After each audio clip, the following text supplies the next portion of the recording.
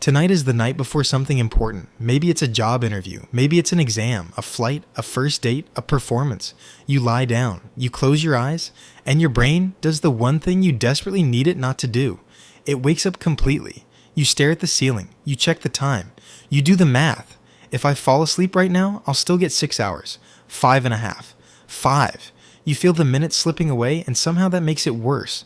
Your mind starts rehearsing things you said 3 years ago. Your body won't stop moving. The room feels too warm. And the harder you try to sleep, the further away sleep gets. You've probably tried everything. You've counted breaths. You've put your phone across the room. You've told yourself to stop thinking about tomorrow. None of it works. And somewhere in the space between 1 a.m. and 3 a.m., you start to wonder if there's something genuinely wrong with you. If other people can simply decide to sleep and then sleep, and somehow that basic function is broken inside you. You probably think this is a personal failure, a flaw in your wiring, anxiety getting the better of you. But the real answer is far stranger. What's happening inside your brain on that night isn't a malfunction. It's one of the oldest survival programs in human history, firing at the exact wrong time in a world it was never designed for. To understand why, you have to go back, way back. Not to ancient Rome or medieval Europe, back to a world with no walls, no roofs, no locks on the door, back to when your ancestors slept on the ground, under open sky, surrounded by darkness that contained things that wanted to eat them. Sleep, for most of human evolution, was one of the most dangerous things a person could do. You close your eyes, your muscles go slack, your hearing dulls, your reaction time collapses. For hundreds of thousands of years, the gap between sleeping and dying could be measured in seconds. A lion doesn't announce itself. A rival group doesn't knock first. Anthropologist David Sampson at the University of Toronto has spent years studying sleep patterns in modern hunter-gatherer societies, groups whose lifestyle most closely mirrors the conditions under which human sleep evolved. What he found challenges everything you've been told about how much sleep you're supposed to get. These communities don't sleep in one long consolidated block. They sleep in fragments, with frequent periods of wakefulness through the night. Multiple members of the group are almost always awake at any given hour. There is always a night watch, even if no one formally assigned the role. Sampson calls this the sentinel hypothesis. The group stays safer because no one sleeps deeply at the same time. Wakefulness isn't failure, it's strategy. Your brain evolved to solve this problem, and it did, with a mechanism so effective that you still feel it today, even when the only predator you're facing is a panel of 3 interviewers on a Zoom call. Neuroscientist Matthew Walker, who spent decades researching sleep at the University of California, Berkeley, describes what happens before a high-stakes event as hyperarousal. Your body doesn't distinguish between threat types. It doesn't know whether the big thing tomorrow is a performance review or a lion. What it knows is that tomorrow matters, and so it raises your cortisol. It activates your sympathetic nervous system, it sharpens your threat detection circuits and tells them to stay on. The logic, evolutionarily, is sound. If tomorrow is the day your tribe moves through dangerous territory, the worst possible outcome is that the night watch falls asleep. Someone needs to stay alert. Someone needs to monitor for sound, for movement, for anything out of place. Your brain nominates you. But here's what most people don't realize. This system doesn't only run on fear, it runs on anticipation. Any event your brain tags as significant, good or bad, can trigger the same arousal response. Researchers at the Sleep Research Society found that people report worse sleep before positive events, like vacations and birthdays, almost as frequently as before stressful ones. Your brain doesn't wait to find out if tomorrow is dangerous, it only needs to know that tomorrow is important. That alone is enough to keep you awake. The mechanism behind this involves a small structure deep in your brain, called the locus coeruleus. It sits in your brainstem and acts as the brain's alarm system. When it fires, it releases norepinephrine, a chemical that sharpens attention, increases heart rate, and suppresses the slow wave activity that pulls you into deep sleep. Normally, norepinephrine fades as the night progresses, but when your brain has flagged the next day as significant, the locus coeruleus keeps firing. It keeps the lights on. It keeps scanning. In a 2016 study published in the journal Science, researcher Yuki Bhaskaran and colleagues demonstrated that artificially suppressing this system in mice allowed them to sleep through stimuli they would normally respond to. The mice didn't become braver, they became temporarily unable to register the importance of the signal, which tells you something crucial. The sleeplessness isn't irrational panic, it's importance detection working exactly as designed. And then there's what happens to your prefrontal cortex. This is the part of your brain responsible for rational thought, long-term planning, emotional regulation, the part that knows, Logically, that lying awake worrying about tomorrow's presentation will not improve tomorrow's presentation. When cortisol rises and arousal spikes, your prefrontal cortex goes partially offline. Not completely, you can still think.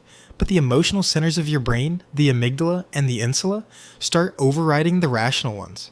This is why the thoughts you have at 2 in the morning feel so much more catastrophic than they do at noon. Your brain, in high arousal state, is weighting threat over logic. It's doing its job. Now here's the counterintuitive twist, the thing almost no one tells you, and the thing that changes everything once you understand it. One bad night of sleep before a big day will not ruin your performance. That sounds wrong. It feels wrong. But the research says otherwise. A 2023 meta-analysis published in Sleep Medicine Reviews examined dozens of studies on performance after acute sleep deprivation, one night of poor sleep, across tasks, requiring memory, attention, physical coordination, and verbal ability. The consistent finding was this. For short, high-stakes tasks, a single night of disrupted sleep causes almost no measurable decline in peak performance. Your adrenaline compensates. Your brain, still operating in high arousal mode, has more neurotransmitters available, not fewer. The cortisol that kept you awake is also the cortisol that sharpens your focus in the morning. The people who perform worst after a sleepless night are those doing long, repetitive, low-stakes tasks that require sustained attention over hours. That's not what you're doing. You're doing something that matters, and your brain has been preparing you for exactly that. Matthew Walker himself acknowledges this in his research. He notes that the night before a high-performance event, most elite athletes sleep poorly. Not just amateurs, professionals, Olympians. Performers who have done this hundreds of times still lie awake the night before it counts, and they still perform. The sleeplessness and the performance are not opposites. They are both outputs of the same underlying system, a brain that has decided this matters. What actually hurts performance is the second-order response. It's not the sleeplessness, it's the anxiety about the sleeplessness.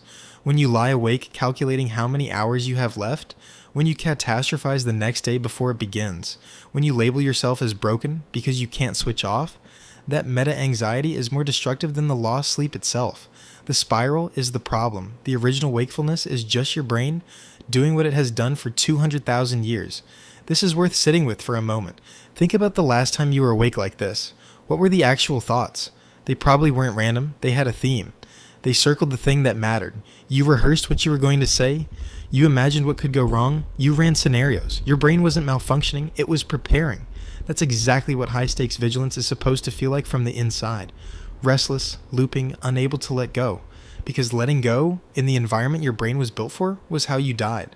There is a therapy built around this insight. It's called Cognitive Behavioral Therapy for Insomnia, or CBT-I, and it is now endorsed by the American College of Physicians as the first-line treatment for chronic sleep problems, above medication.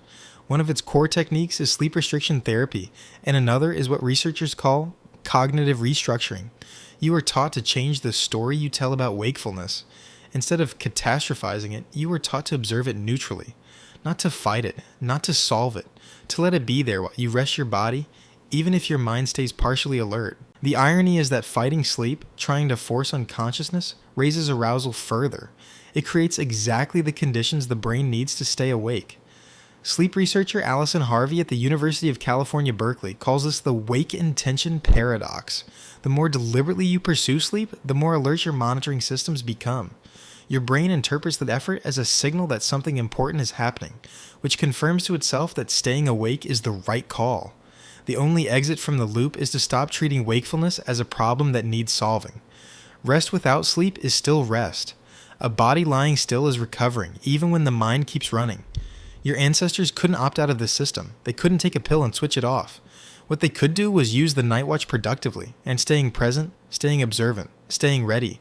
And when dawn came, they were prepared in a way that the deeply sleeping members of their group were not. The next time you lie awake the night before something important, try to locate the thought that says something is wrong with you. It's probably somewhere near the middle of your chest, sitting between a rehearsal of tomorrow's first sentence and a memory of something you said badly 10 years ago. Notice it, and then remember what it actually is. It is not evidence of weakness. It is not your anxiety winning. It is 200,000 years of survival intelligence, recognizing that tomorrow matters to you. Your brain kept your ancestors alive by refusing to let them sleep when the stakes were high.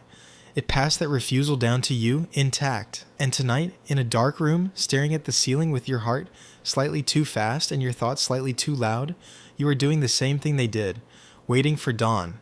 Ready,